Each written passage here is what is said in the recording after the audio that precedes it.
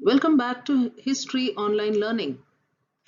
Standard 9, Subject History, Chapter 4, Economic Development, Module 3. Children, in the previous two modules, we have learned how India adopted a mixed economy which aimed at maximization of production and popular participation on a large scale without compromising on the national interest and long-term development. We also learned why it was necessary to chalk out a plan to uplift the economy because India faced many severe challenges like the influx of refugees, poverty, unemployment, population growth, etc. In today's module, let us understand now about the various policies that were framed in the first, second, and third five-year plans.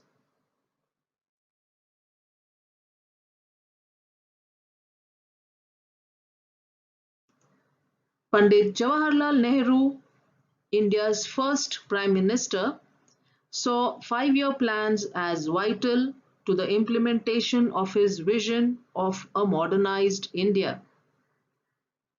The five-year plans comprised economic and social programs that were centrally designed and evaluated by the Planning Commission of India. The first five-year plan was launched in 1951, which mainly focused on the development of the primary sector. Top priority was given to the development of the agricultural sector, including investments in dam and irrigation and soil conservation. The idea was agricultural development would lead to a higher rate of economic growth.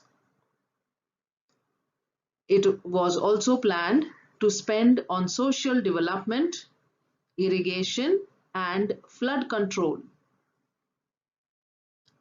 Also, the expenditure was on sources of energy, rural and small industries, heavy industries and minerals, transport and communication, education, and health.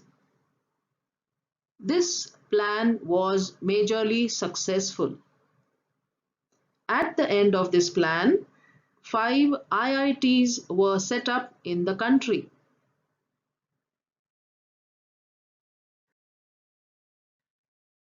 The second five-year plan. It was made for the duration of 1956 to 1961 under the leadership of Prime Minister Jawaharlal Nehru. Its main focus was on the industrial development of the country.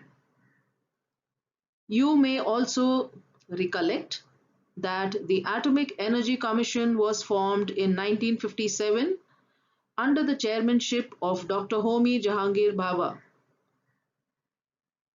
Let us now see what all policies were framed for which industries. Beginning with 5 steel mills at Durgapur, Bhilai, Rourkela, Jamshedpur were set up. Chemical fertilizers plant at Sindri. Rail engine factory at Chittaranjan. Factory of railway bogies or railway coaches at Perambur in Tamil Nadu.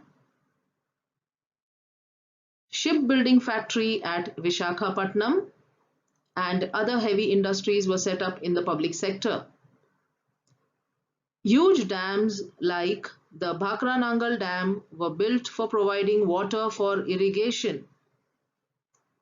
All this helped to bring about an increase in national income. So the second five-year plan was also fairly successful.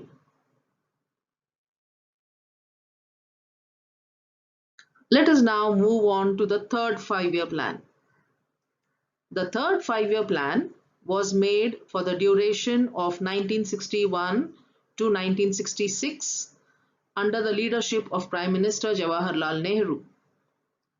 The main target of this plan was to make the economy independent. The stress was laid on industries and agriculture and the improvement in the production of wheat. This plan also included an increase in national income, heavy industries, development in transport and mineral industry, the alleviation of poverty, and to improve employment opportunities. During this five-year plan, India also experienced intense famine, and during the execution of this plan, India was engaged in two wars, the Sino-India War of 1962 and the Indo-Pak War of 1965. These wars exposed the weakness in our economy and shifted the focus from agriculture and basic industries to the defense industries. This five-year plan was not as successful as the previous two plans as it could not achieve the desired results. Students, to understand the five-year plans better, please go through your textbook and revise it well. We shall continue with the fourth, fifth, and sixth five-year plan in the next module. Refer to the Word document attached below. Thank you. Stay safe, stay healthy.